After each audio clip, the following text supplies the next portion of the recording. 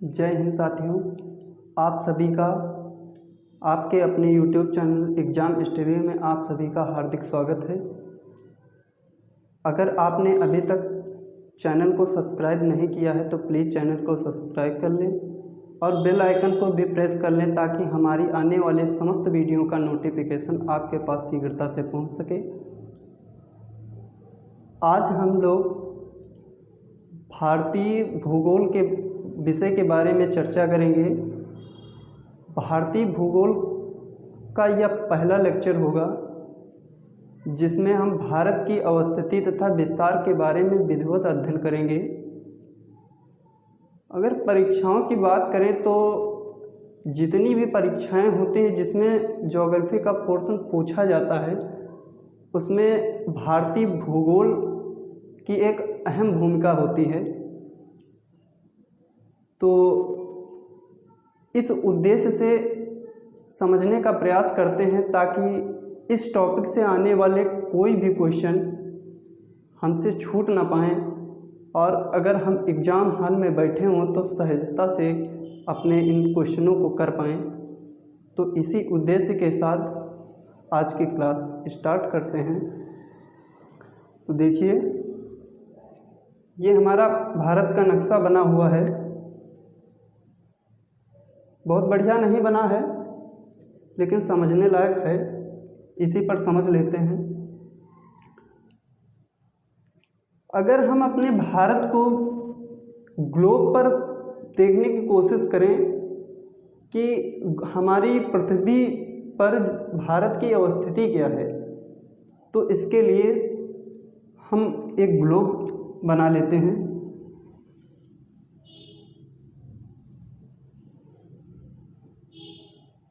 ये ग्लोब बना लिया हमने। ग्लोब के बीचों बीच से एक काल्पनिक रेखा खींची गई है। ये काल्पनिक एक रेखा खींची गई है ग्लोब के बीचों बीच से। इस काल्पनिक रेखा को 0 डिग्री अक्षांश रेखा के नाम से जाना जाता है। ये रेखा जो है ये 0 डिग्री अक्षांश रेखा कहलाती है। इसको विषुवत रेखा भी कहते हैं।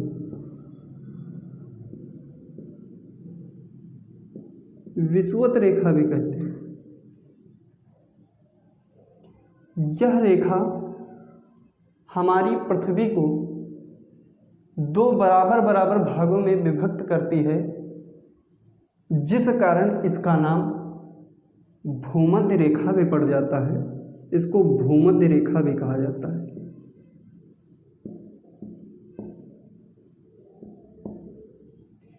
यह रेखा हमारी पृथ्वी को 2 बराबर बराबर गोलार्धों में विभक्त करती है। इसका जो उत्तरी सिरा है ये उत्तरी गोलार्ध कहलाता है। उत्तरी गोलार्ध कहलाता है।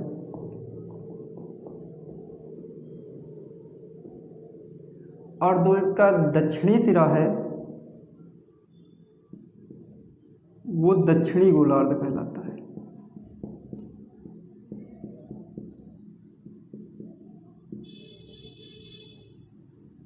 दक्षिणी गोलार्ध कहलाता है। अगर बात करें 0 डिग्री अक्षांश के उत्तर की तरफ 23.5 डिग्री पर एक रेखा खींची हुई है। यह भी काल्पनिक रेखा है। हमारे ग्लोब पर जितनी भी रेखाएं खींची हुई हैं वो सभी काल्पनिक रेखाएं हैं। ये 23.5 डिग्री नॉर्थ में एक रेखा खींची हुई है जिसको हम कर्क रेखा के नाम से जानते हैं। ट्रॉपिक ऑफ कैंसर के नाम से जानते हैं। और अगर बात करें 0 डिग्री अक्षांश से हम साउथ की तरफ आते हैं, दक्षिण की तरफ आते हैं तो 23.5 डिग्री दक्षिण में भी एक रेखा खींची हुई है। 23.5 डिग्री साउथ में एक रेखा खींची हुई है। इस रेखा को हम मकर रेखा कहते हैं। मकर रेखा। ट्रॉपिक ऑफ कैप्रिकॉर्न अगर बात करें 0 डिग्री देशांतर की बात करें तो 0 डिग्री देशांतर भी हमारे पृथ्वी को 2 भागों में विभक्त करता है। ये यहाँ से लेकर यहाँ तक भी एक रेखा खींची गई है जिसको हम 0 डिग्री देशांतर रेखा कहते हैं।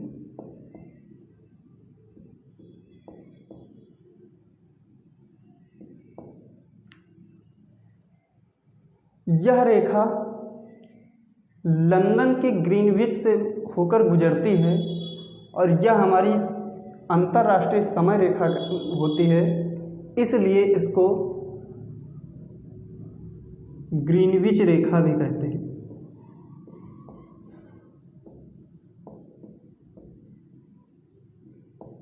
जीरो डिग्री देशांतर रेखा को ग्रीनविच रेखा भी कहा जाता है।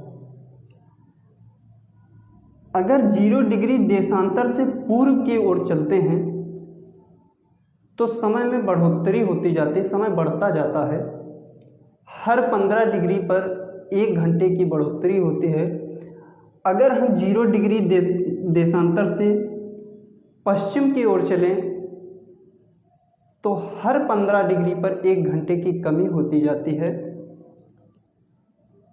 अगर हम इस ग्लोब पर भारत की अवस्थिति के बारे में पता करें, भारत कहाँ पर स्थित है, तो भारत यहाँ पर कहीं अवस्थित है।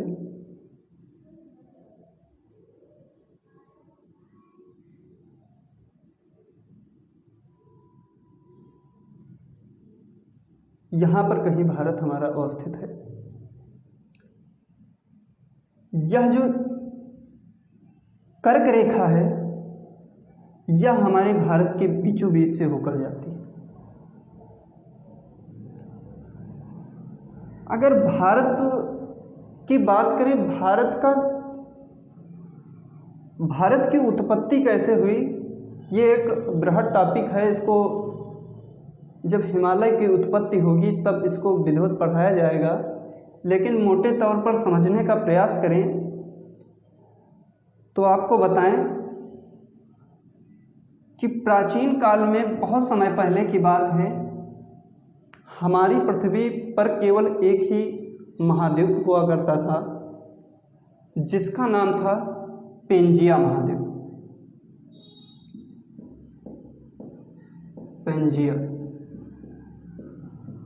पेंजिया महाद्वीप था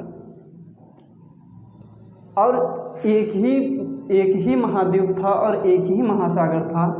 जो महासागर था वो महासागर कौन सा था? वो महासागर था पैंथालॉसा।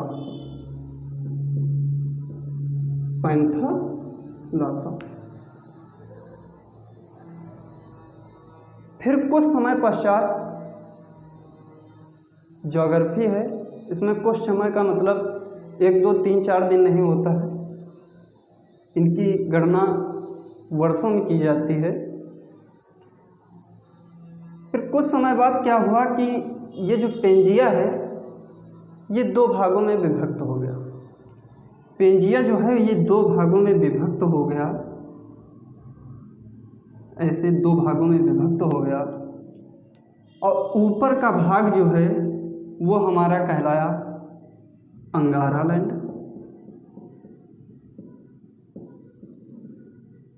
और नीचे का भाग हमारा कहलाया गोंडवाना लैंड। और बीच में एक सागर प्रवाहित हुआ। इस सागर का नाम था तेथिस सागर।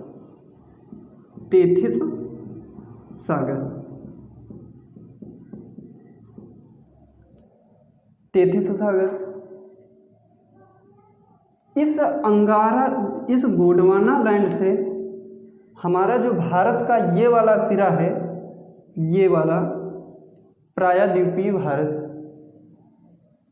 ये सिरा यहाँ से टूटा गोंडवाना लैंड से और अंगारा लैंड से जाकर मिल गया। बीच में तेथिस सागर था, जिसके फलस्वरूप हिमालय का निर्माण होने लगा। तो हमारा जो भारत है, हम मोटे तौर पर समझ लिए कि जो भारत है उसका जो प्रायद्वीपीय भाग है, भारत का जो प्रायद्वीपीय भाग है वो गोंडवाना लैंड का हिस्सा है।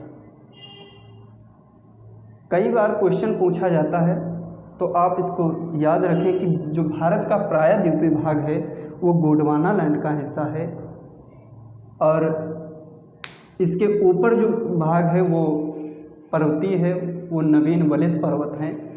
इसको हिमालय की जब उत्पत्ति होगी उसके बारे जब पढ़ाएंगे तो उसके बारे में विधिवत चर्चा करेंगे। देखते हैं।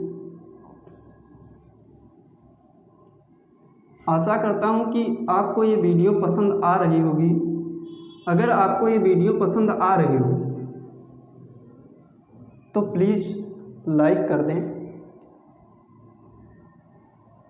तो देखिए, जो भारत जहाँ पर अवस्थित है उससे कर्क रेखा जो है भारत के बीचों बीच से होकर गुजरती है। ये जो कर्क रेखा है वो भारत के 8 राज्यों से होकर गुजरती है। इस पर हम अभी चर्चा करेंगे। एक क्वेश्चन बड़ा फेमस है, पूछा जाता है कि पृथ्वी पर भारत किस गोलार्ध में अवस्थित है। तो आपको बता दें, अगर हम 0 अक्षांश पर देखें, 0 डिग्री अक्षांश के साथ देखें कि भारत जो है वो किस गोलार्ध में अवस्थित है, तो 0 डिग्री अक्षांश के ये नॉर्थ हेमिस्फीयर में अवस्थित है, उत्तरी गोलार्ध में अवस्थित है। अगर देशांतर रेखा की बात करें, इसके सापेक्ष अगर हम भारत की अवस्थिति का पता करें तो देशांतर रेखा के पूर्व में ये अवस्थित है, ईस्ट में अवस्थित है। तो क्वेश्चन पूछा जाता है कि भारत की अवस्थिति क्या है विश्व में, पृथ्वी पर, ग्लोब पर। तो निसंदेह आप कहेंगे कि भारत की अवस्थिति उत्तर पूर्वी गोलार्ध में है। अगर ऑप्शन में केवल उत्तरी गोलार्ध दिया है तो आप निसंदेह उत्तरी गोलार्ध टिक करेंगे। अगर उत्तर पूर्वी गोलार्ध दिया है तो उत्तर न होकर के उत्तर पूर्वी गोलार्ध पर टिक करेंगे। तो आप ये जान लिए कि भारत की अवस्थिति विश्व पटल पर क्या है। अब हम अपने भारत को देखते हैं नक्शे में। इसके उत्तरी अक्षांशीय विस्तार और देशांतरी विस्तार के बारे में पता करते हैं कि कैसी स्थिति है भारत की। अगर हम देखें, भारत की अवस्थिति के बारे में पता करें कि इसका देशांतरी विस्तार क्या है, अक्षांशीय विस्तार क्या है, तो इसके लिए पहले हम लाइन ड्रा कर लेते हैं।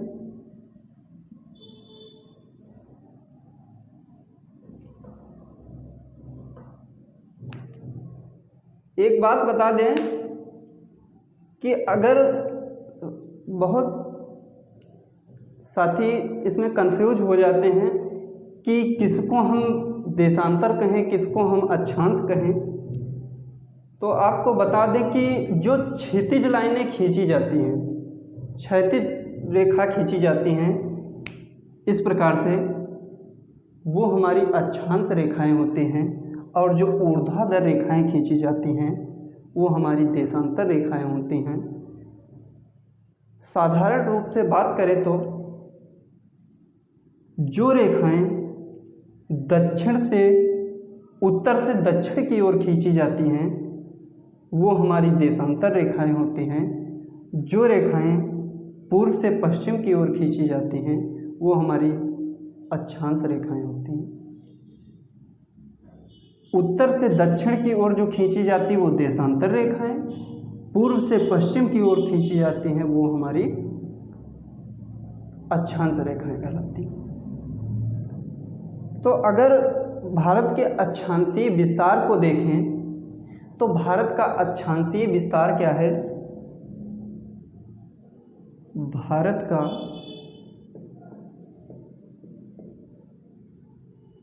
अक्षांशीय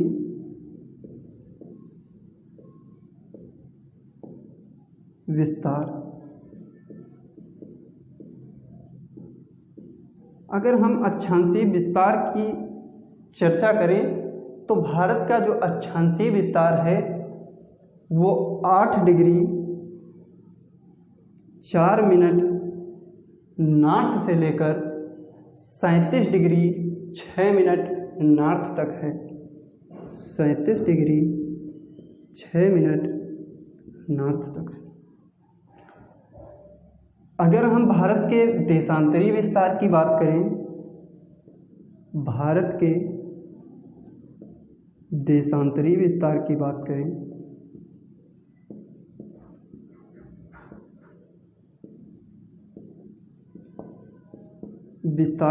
करें तो भारत का जो देशांतरी विस्तार है वो आपका 68 डिग्री 7 मिनट ईस्ट से लेकर 68 डिग्री 7 मिनट ईस्ट से लेकर और 97 डिग्री 25 मिनट ईस्ट। बहुत साथी इसमें कंफ्यूज हो रहे होंगे कि ये विस्तार जो है ये हमारा 68 डिग्री 7 मिनट ईस्ट है और ये हमारा 97 डिग्री 25 मिनट ईस्ट है। ये हमारा जो है 8 डिग्री 4 मिनट नॉर्थ है और यहाँ पर हमारा 37 डिग्री 6 मिनट नॉर्थ है। बहुत साथी इसमें कंफ्यूज हो रहे होंगे कि अगर ये पूरब है, पूरब तो ये है पश्चिम, ये है उत्तर, ये है दक्षिण। तो इसमें कंफ्यूज साथी ये हो जाते हैं कि ये भी नॉर्थ है, ये भी उत्तर है, ये भी उत्तर है, ये पूर्व है, वो भी पूर्व है। दिशाएं तो 4 होती हैं लेकिन इसमें काउंट 2 ही करी गई। तो आपको बता दें जो हमारे ग्लोब पर भारत की अवस्थिति है वो उत्तर पूर्व में है। अगर भारत के परिप्रेक्ष्य में बात करें पूर्व पश्चिम उत्तर दक्षिण क्या है तो हम इस तरह से काउंट करेंगे, ये पूरब है, ये पश्चिम है, ये उत्तर है, ये दक्षिण है। लेकिन अभी बात हमारी चल रही है ग्लोब पर अक्षांशीय और देशांतरी विस्तार पर बात चल रही है। तो देखते हैं आगे।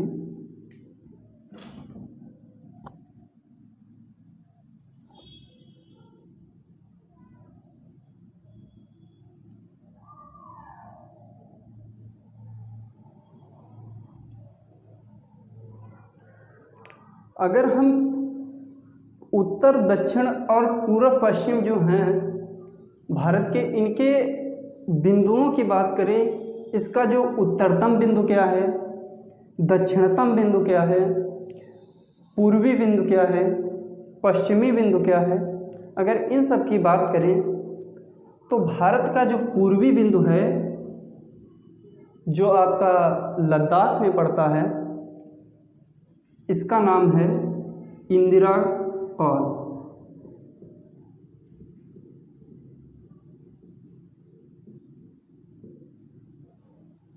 इंदिरा कॉल।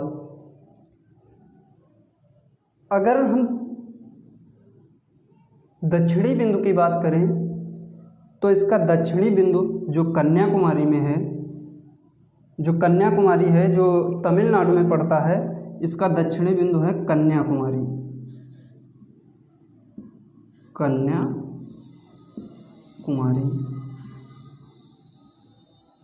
कन्याकुमारी को एक और नाम से भी जाना जाता है, केप कमोरिन। केप कमोरिन या कोमोरिन। तो 8 डिग्री 4 मिनट नॉर्थ में जो है आपका कन्याकुमारी है, जो आपके भारत के मुख्य भूभाग का दक्षिणतम बिंदु है। अगर भारत का दक्षिणतम बिंदु पूछा जाए तो आपके भारत का दक्षिणतम बिंदु हो जाएगा ग्रेट निकोबार में इंदिरा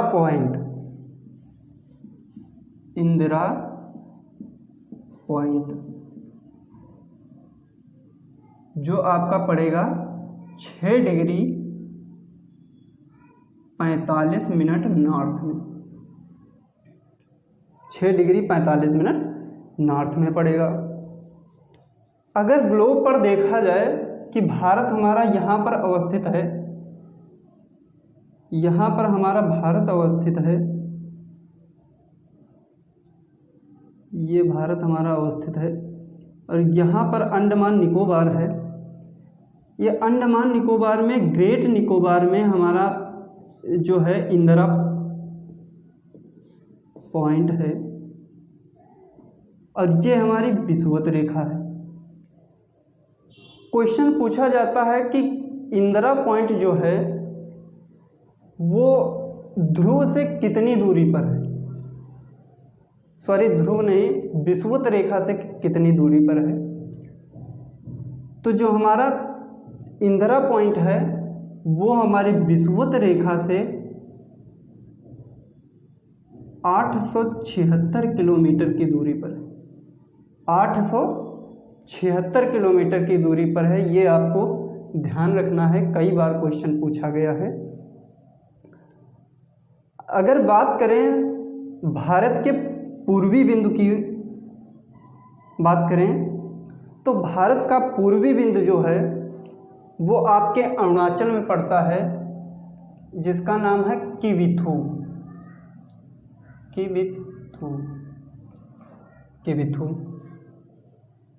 जो अरुणाचल प्रदेश में पड़ता है। अगर बात करें भारत के पश्चिमी बिंदु की तो पश्चिमी बिंदु गुजरात में पड़ता है, जिसका नाम है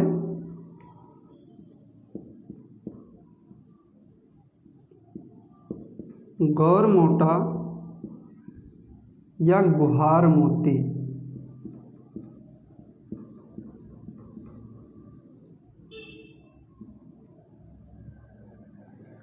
गुहार मोती। एक बार फिर से रिवाइज कर लेते हैं। भारत का जो दक्षिणतम बिंदु है वो 8 डिग्री 4 मिनट नॉर्थ में है, जिसका नाम कन्याकुमारी है, जो कि भारतीय भूभाग का दक्षिणतम बिंदु है। अगर बात करें भारत का दक्षिणतम बिंदु तो आपका इंदिरा पॉइंट है। इंदिरा पॉइंट को एक और नाम से भी जाना जाता है, पिग्मिलियन पॉइंट। पिग्मिलियन पॉइंट।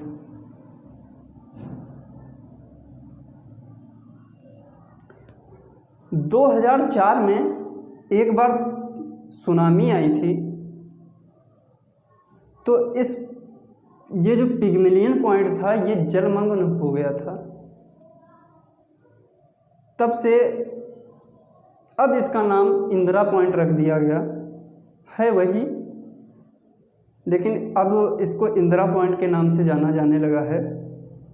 कई बार क्वेश्चन पूछा जाता है कि इंदिरा पॉइंट ना दे करके पिग्मिलियन पॉइंट दे देता है, तो आपको कन्फ्यूजन क्रिएट नहीं होनी चाहिए।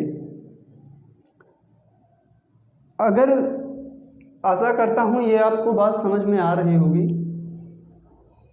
अगर भारत के गलियारे की बात करें, भारत के उत्तर से दक्षिण के विस्तार की बात करें, गलियारे की बात करें, तो देख लेते हैं भारत का जो गलियारा है वो क्या है।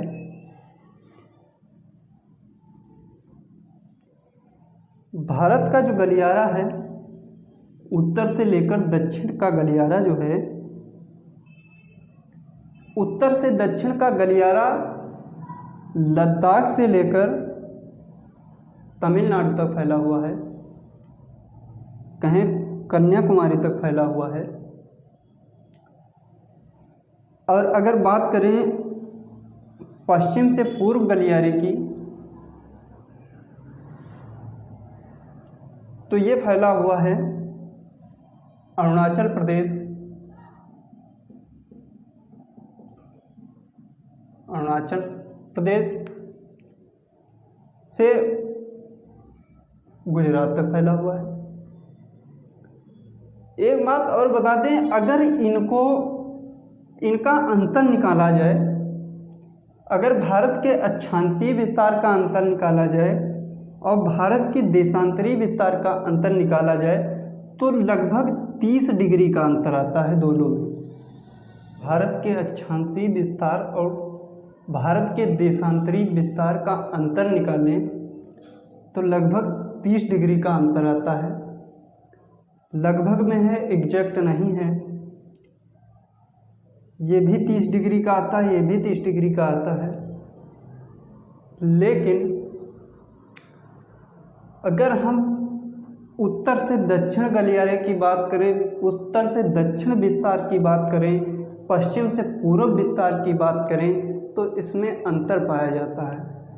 अक्षांशीय विस्तार में कोई अंतर नहीं पाया जाता लगभग में, लेकिन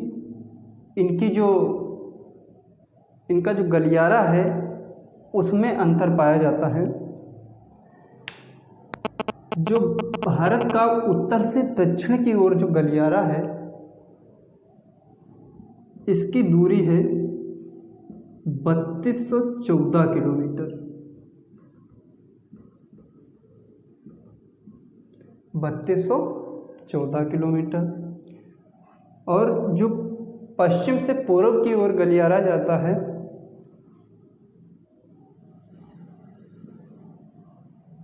उसकी दूरी है 2933 किलोमीटर।